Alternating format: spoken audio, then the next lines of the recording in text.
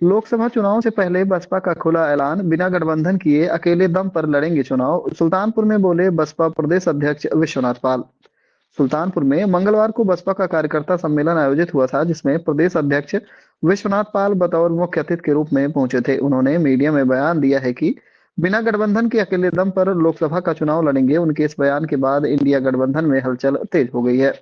यहाँ सुल्तानपुर में मेरी माटी मेरा देश कार्यक्रम में भगवान राम, सीता, लक्ष्मण समेत अन्य आदरणीय को पीछे जिला अध्यक्ष और अध्यक्ष ने खड़ा कर दिया था। इस पर उन्होंने कहा कि यह बेहद शर्मनाक है। खुद कुर्सी पर बैठे हैं और जिनको आराध्य और भगवान मानते हैं, उनको अपने पीछे खड़ा कर अपमानित किया है। उन्होंने कटाक्ष करते हुए कहा कि जो लोग धर्म के नाम पर राजनीति करते हैं, उन्हें शर्म आनी चाहिए। कांग्रेस और सपा पर उन्होंने तंज कसा और कहा कि एक तो इंडिया गठबंधन में दोनों लोग हैं, उसके बाद पीडीए पीडीए ये दो कैसे हो सकता है? इसका आज ये किस तरह का कार्यक्रम यहाँ आयोजित किया गया है? देखिए, बहुजन समाज पार्टी की राष्ट्रीय अध्यक्ष मान्या बहन जी के द्वारा गांव चलो अभियान के तहत पूरे प्रदेश में 403 विधानसभाएं हैं। प्रतिदिन डेली हर विधानसभा में किसी न किसी सेक्टर की बैठक हो रही है, जिसमें बूथ सेक्टर की समीक्षा बैठक होती है।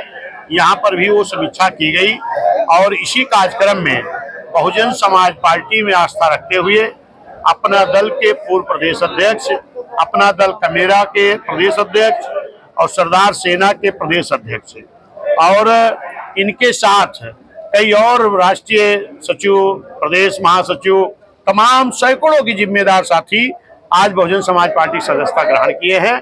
और बाकी ये सेक्टर बूथ का कार्यक्रम प्रतिदिन 403 विधानसभाओं पर हर विधानसभा में डेली एक सेक्टर की बैठकें हमारे यहाँ चल रही हैं, जो 10 बूथ का सेक्टर होता है। उसी कड़ी में आज यहाँ भी बैठक। अध्यक्ष जी, कांग्रेस और तमाम पार्टियों ने इंडिया गठबंधन बनाया है और समाजवादी पार्टी पीडीए बनाई है, तो क्या लगता है जैसे सपा का जो दावा है कि पीडीए पिछड़ा, दलित, अल्पसंख्यक, क्या लग रहा है उनके साथ जाएगा? देखिए, ये पहली चीज तो दो हो गई। एक तो इंडिया गठबंधन में दोनों लोग हैं, उसके बाद एक पीडीआई की इंडिया दो कैसे हो सकता है? ये तो हो नहीं सकता। इसका मतलब ये गठबंधन बनने से पहले ही इनकी दरार पड़ गई है।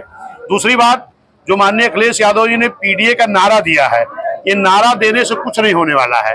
अभी शायद आप रहे हो तो मैंने बताया कि ये पीडीए का नारा देते हैं और पीडीए में जन्मे संत गुरु महापुरुष के नाम से मान्या बहन ने जिला बनाया था, जिस जिले को समाजवादी ने मिटा करके पीडीए में जन्मे महापुरुषों का अपमान करने का काम समाजवादी पार्टी ने किया है। जैसे माननीय कांशीराम साहब के नाम से जिला बना था, माननीय छत्रपति साहू जी महाराज जो पिछड़े समाज में जन्मे, आरक्षण के जनक, इनके नाम से बगल आपके सुल्तानपुर से ही अलग करके बहन जी ने जिला बनाने का काम किया था। उस जिले का नाम जो छत्रपति साहू जी महाराज नगर था, वो पिछड़े समाज के थे। जो पीडीए बता रहे हैं ना, पिछड़े समाज में जन्मे संत गुरु महापुरुष थे, उनका भी अपमान करने का काम समाजवादी पार्टी ने किया है। तमाम ऐसी योजनाएं बहन जी चला रही थी जो पीडीए मतलब पिछड़ा समाज के लिए, दलित समाज के लिए, मुस्लिम समाज के लिए, गरीब सबल समाज के लिए तमाम योजनाएं बहन जी चला रही थी, जिसको माननीय अखिलेश यादव ने अपनी सरकार में समाप्त होने का काम किया था। ये नारा देने से कुछ नहीं होने वाला। देखिए, भारतीय जनता पार्टी इस देश में जो वादा किया था, जो भारतीय जनता पार्टी ने कहा था हम आएंगे, महंगाई कम करेंगे, कई गुना ज्यादा बढ़ गई। उन्होंने कहा था नौजवानों को प्रति वर्ष 2 करोड़ नौकरी देंगे।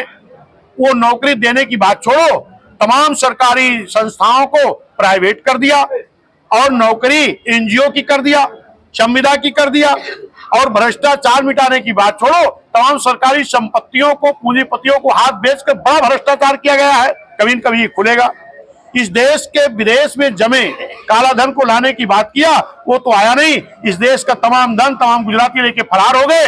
इस देश के माननीय प्रधानमंत्री जी को पता नहीं लगा पाया अभी तक। तो इन्होंने जो भी वादा किया जनता के हित में, वो सब निगेटिव गया। ये कहे हम बुलेट ट्रेन चलाएंगे, ये कहे स्मार्ट सिटी बनाएंगे, ये कहे अच्छे दिन लाएंगे, ये कहे किसानों को दूना आय देंगे, ये कहे रोजगार, कुछ कर नहीं पाए। तो इनके पास कुछ है नहीं। ये विपक्ष के रहने वाले लोगों को हैरेसमेंट करने के लिए जो भी हथियार चाहते इस्तेमाल करते हैं। लेकिन आज इस देश की जनता को भारतीय जनता पार्टी से पूरी तरह ऊब चुकी है और उसको एक ही विकल्प दिखाई पड़ रहा है, बहुजन समाज पार्टी।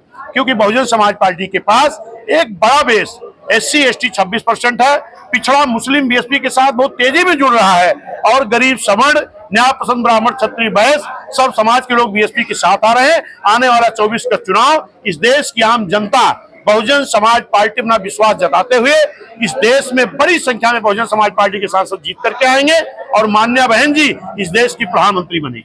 क्या अकेले चुनाव लड़ेगी?